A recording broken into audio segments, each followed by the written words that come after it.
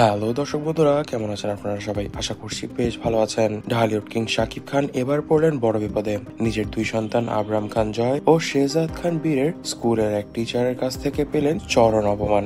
ঘটনাটি নিয়ে এখন তোলপাড় সোশ্যাল মিডিয়ায়। বিশ্বস্ত সূত্রের দাবি, শাকিব খান সম্প্রতি ছেলেদের স্কুলে গিয়েছিলেন, তবে সেখানে এক টিচার তাকে অপমান করে বসেন। স্কুলের নিয়ম ভেঙে ক্লাস চলাকালীন সময় তিনি ছেলেদের সঙ্গে দেখা করতে গিয়েছিলেন। শিক্ষকগণ শাকিবকে অনুরোধ করেন অপেক্ষা করতে, কিন্তু শাকিব খান অতিরিক্ত বিরক্ত হয়ে যান এবং কিছুক্ষণের মধ্যেই শিক্ষককে ঝেড়ে দেয়। এরপরই ওই শিক্ষক কড়া ভাষায় বলেন, এখানে আপনি সুপারস্টার না, এখানে আপনাকে স্কুলের নিয়ম মেনেই চলতে হবে। প্রকাশ্যে অনেক অভিভাবকের সামনে শাকিব খানকে এই কথা শুনতে হয়, যা তাকে বেশ বিব্রত করে তোলে। জানা যাচ্ছে, স্কুলের টিচার আরো কিছু ব্যাপারে বিরক্ত ছিল শাকিব খানের উপর। শাকিব খান কখনোই প্যারেন্টস টিচার মিটিং এ আসতো না, এমনকি যখন জয় বা বীরের বাবা মাকে কল করা হতো একসাথে, তখনও শাকিব খান আসতো না। এবং এইসব কারণেই নাকি স্কুলের টিচাররাও শাকিবের উপর বিরক্ত ছিল। যদিও তারা এতদিন শাকিব সুপারস্টার বলে কিছু বলতো না, কিন্তু এখন যখন স্কুলের ভিতরেই শাকিব নিজেই নিয়ম ভেঙে দিয়েছে, এজন্য টিচারদের সহ্যের সীমা ভেঙে গিয়েছে। ঘনিষ্ঠজনদের দাবি, শাকিব খান এই ঘটনায় চরম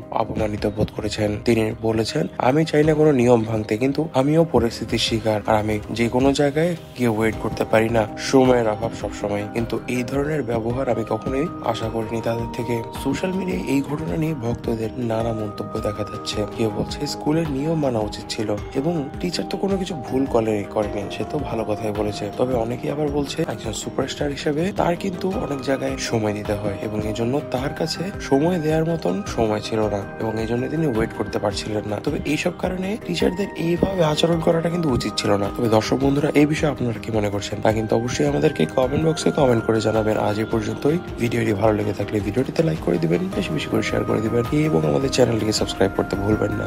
ধন্যবাদ।